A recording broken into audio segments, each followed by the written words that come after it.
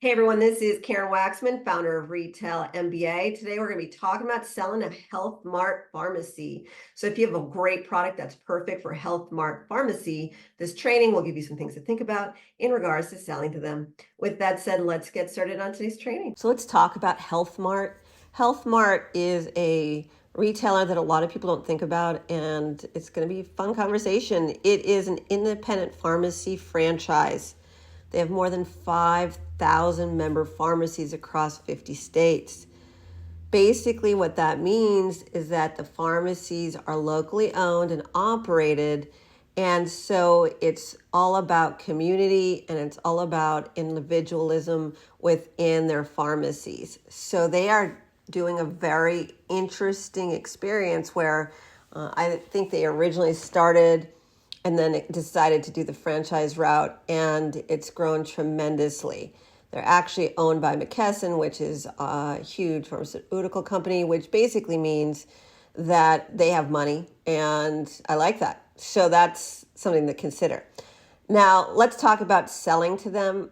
First of all, if they are franchise owned, that means that you could probably sell to them on an individual level as well as with corporate buyers.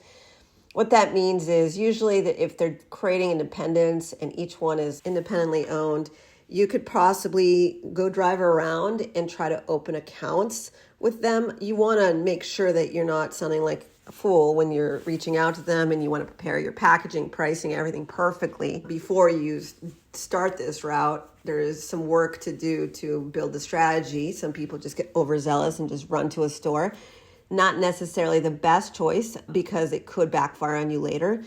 But ultimately, if you do want to sell to them, since they're individually owned, they have individually owned buyers. And that means that you could seriously open up accounts.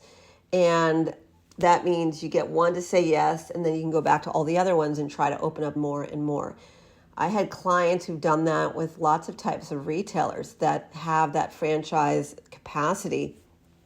Now, pharmacy is a little different in that they don't have huge store outlets, but it's still interesting where the other stores who have franchise might have bigger spaces, whatever, they can buy more product. So the bottom line is go check out a Health Mart if you haven't heard of them and see whether or not you could put your product in there. So obviously they could buy anything a pharmacy would typically buy. It would include stuff like vitamins and maybe some gift items. They probably have all sorts of varieties. It obviously is changed based on location. Maybe they have seasonal products per location. And so anyways, get in your car, go drive around, go take a look. And when ready, you can starting to open up accounts. I know a lot of customers who literally just do that and they build out their business. This is for somebody who seriously maybe is terrified of selling to big stores with lots of volume because for whatever reason that makes you uncomfortable. When you're slowly opening up accounts, that feels really good for some of you. You're okay with getting in your car and driving around or hiring somebody to do it.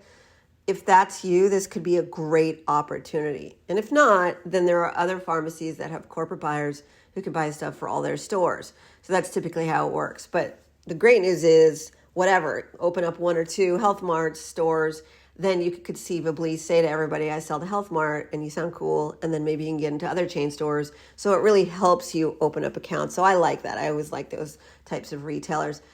They don't have a very good online presence as of now. I don't know what's going on, but they need to build that out. The reason I say that is some, and I'm not trying to disrespect them in any way, but some chain stores, some pharmacies and so forth, that many locations usually has a much bigger presence online. And so when selling to them online, which is usually a different buyer than physical stores, there's opportunity to make a lot of money on their online presence. Health Mart, not so much. But again, it could just be an opportunity for you to find the buyer who's responsible for the online website. And although you won't be selling that much, it could be a start to get in the door as well. That's something to think about. But that is unique to them. They're not rocking it online at this moment. They do need to build it out. And honestly, when you're selling to regionals like Health Mart, I call them regionals, where they have lots of locations, but they're also individually owned. So it's not really the same as a big conglomerate, I would say, even though it is. I would tell you that honestly, why you would open up those doors and walk around, drive around and drive yourself crazy is honestly to get the name brand so that the other retailers also could enjoy your opportunities, because these buyers at chain stores are really looking for products that are already bought by other retailers.